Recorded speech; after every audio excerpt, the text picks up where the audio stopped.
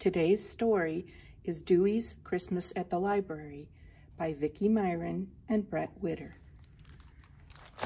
Snow and ice, twinkling lights, kids bundled up on a cold winter night, hot chocolate and Santa Claus and decorations just right.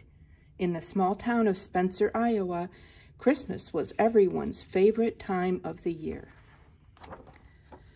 Everyone, that is, except Dewey Readmore Books, the town's one-year-old library cat. Dewey, you see, was just learning about holidays. On Halloween, Dewey discovered candy. He slept through Thanksgiving. So when the giant Christmas tree box came out of storage, Dewey didn't know what to expect. But then he saw those tree branches. Dewey knew just what to do. He sniffed and licked and cuddled them, and hopped and wrestled and rolled. "I got a present," he sang as he danced, "a great big delicious present." Glitter came next, then angels, tinsel, lights. Dewey was having the time of his life. And then everything went quiet, too quiet. Dewey's friend, Vicki the librarian, had been helping the children at the craft table. She looked around. "Where's Dewey?" she wondered. All of a sudden, Dewey came racing past, but he didn't look like himself. He looked like a great big marshmallow cat. The children chased him left, then right, to the front and the side, until they finally caught him in the picture book aisle. "Don't worry, Dewey," the oldest boy laughed. "It's just a paper bag." Dewey was free, but he was not happy.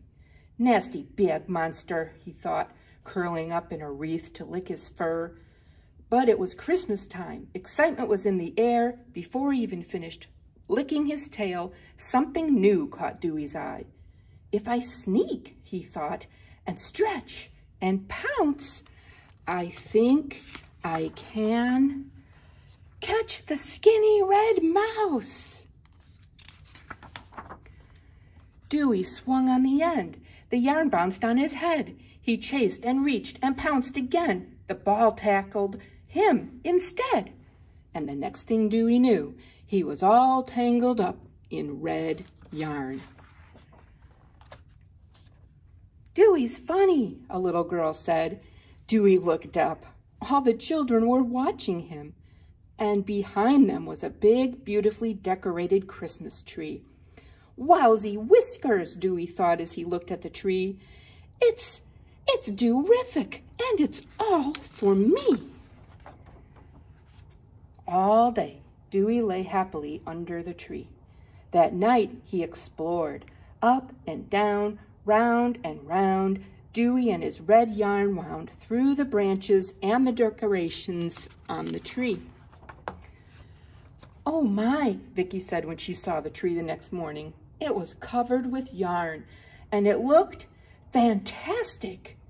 "Great idea, Dewey," Vicki said. Then she smiled, petted Dewey on the head, picked up the tree, and carried it right out the front door. Trailing behind her like a lost kitten was Dewey's new ball of yarn. "But it's mine," Dewey thought. That day the library was closed, so Dewey moped. "Yuck," he said to his food. "Double yuck," he said to his water dish. He pushed away his favorite toy. He ignored his bed. Christmas is lonely, Dewey thought, even with the wreaths and lights. Dewey was still curled up on the floor when the librarians came back Monday morning. First they brought the stuffed cats. So what, Dewey thought. Then the cat books. A little better. Then, my tree, my Dew-rific tree." "We won first prize," Vicki said, pointing to the blue first place ribbon.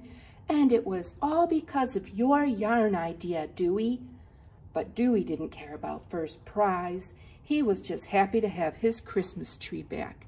And he knew deep in his heart the award wasn't all because of him. He had a little help. And now Dewey wanted to share his delicious tree and his special first Christmas with all his friends, too. Friends like you. Merry Christmas, love, Dewey. The end.